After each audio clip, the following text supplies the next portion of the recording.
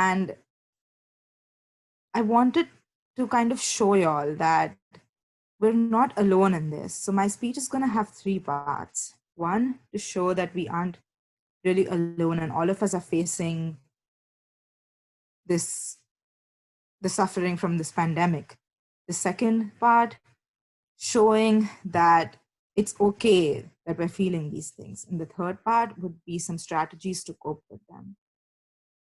And I want to do this by sharing my journey. And most of you all know that I have struggled through anxiety and depression, since I've mentioned it in several of my speeches.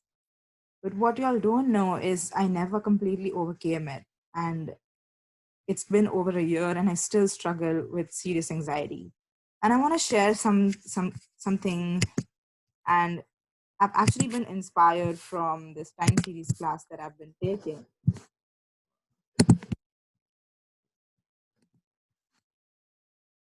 So this is literally a graph of my emotions in the last 1 year. And you can see this major dip right here, where this was the time when I was struggling with depression last year. And while I was recovering and while I've been making progress, my progress hasn't been linear. And I don't think anyone's progress is linear. We go ahead in life and then we fall, but we don't fall as much. And then we go back up. And that's what it's been. This was the time when I got to the US to start my program, and I was learning so much and I was enjoying it so much. And it went going up until the point I went back home for the break.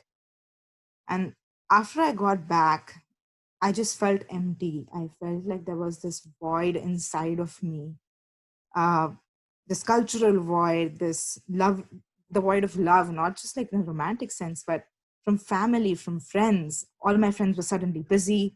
My stress was increased. For those of you who don't know about my program, it's so hectic that there's no time to take care of yourself. And I had to start looking for jobs. And it was really, really hard. And you can see that my mental health kept falling. But I still had hope. There was still some hope that, okay, by May, everything will end. By May, everything will be okay. But then the outbreak of the coronavirus started getting worse. Recruiting events started getting canceled. I started getting emails from companies I had applied to saying that these positions are now on hold. And I started getting scared, but still I had some hope. Until this point that you see in Feb, and I still remember everybody was, the most places in the US were suffering with the outbreak, but Austin didn't have that much. And 1 month ago, exactly on on a Friday, the first cases in Austin were announced. And when my parents heard that, they called me up and they said, Akankshi, come back home now, come back to India. And of course, that's not practical. I'm graduating in May. I'm looking for a job. I would have to show up for interviews. And how can I just go back home? What if I never get to come back? It wasn't practical. So we decided that temporarily, like I mentioned before, since my living situation isn't so great, I'll come and stay with some family in San Jose. But I got here and I was so lost. I was so lost. I was living out of a suitcase, and there was so many things I couldn't control. I was so worried about my parents being affected, because if the outbreak gets serious in India, it cannot be controlled just because of how the situation, like the lifestyle is there. So so many things in my head, and all I would do was just think about it, think about it, think about it. And to stop that, I just made a list of the things I can control in my life right now. And the only things that showed up were work related, like academics, look for a job, prepare for your interviews. So that's what I started doing. I was working. I would wake up in the morning, work, sleep, wake up, work, sleep. That was my pattern. And of course, you can see that's not healthy. I was just avoiding my emotions, just avoiding thinking about anything, since I suffer with a major issue in terms of having control. Until a point when we received the email from the UT president saying that graduation is postponed indefinitely.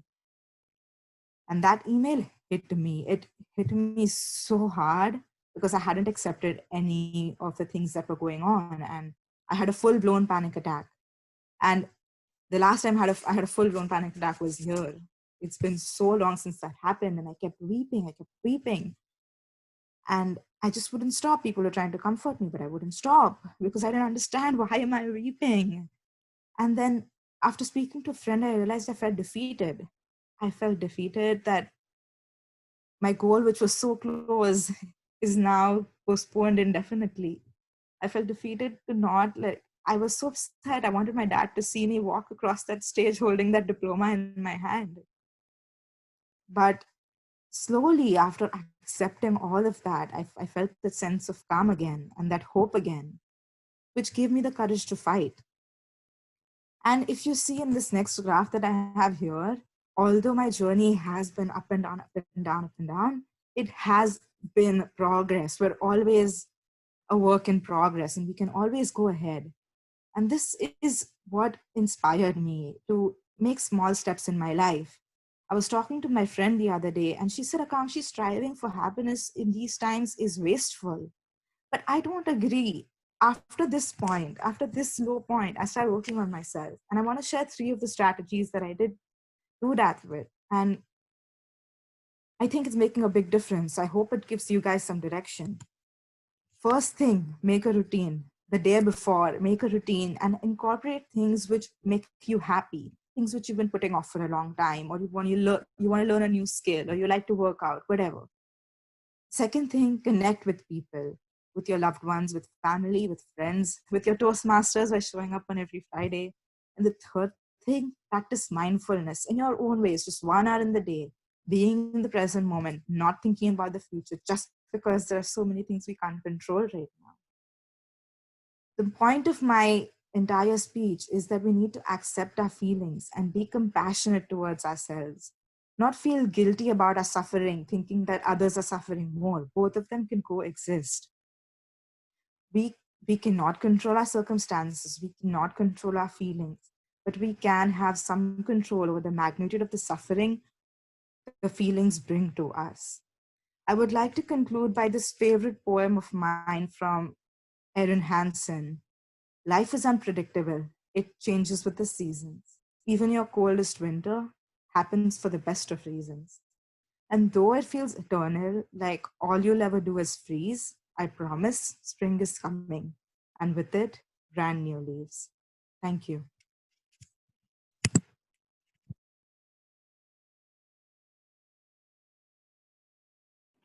Oh man, Gangshi, you have me speechless. I got the same chills I would have got if it was live. So powerful. Your organization, I am blown away. I am absolutely blown away from your progress since our first meeting. Oh gosh. Oof, okay. Well, speech one down, phenomenal speech. I would like to go ahead and bring up our next evaluator, and that's going to be Spencer, who's going to be evaluating Adi on his speech. So go ahead and Spencer, tell us about Adi's evaluation. Awesome. So Adi wanted me to focus on 4 things today. First, his PowerPoint, how he's able to execute it. Second, his connection between the beginning and end of the speech. Third, his enunciation of his words. He needs to be pronouncing everything to where everybody can hear him clearly. And lastly, the audience participation. And so I'm looking forward to Adi's speech.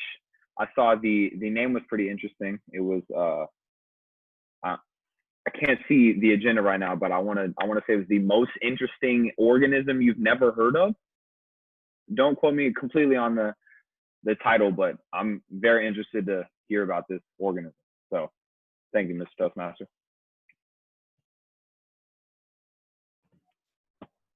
Okay, big applause for Adi, and then Adi, whenever you're ready.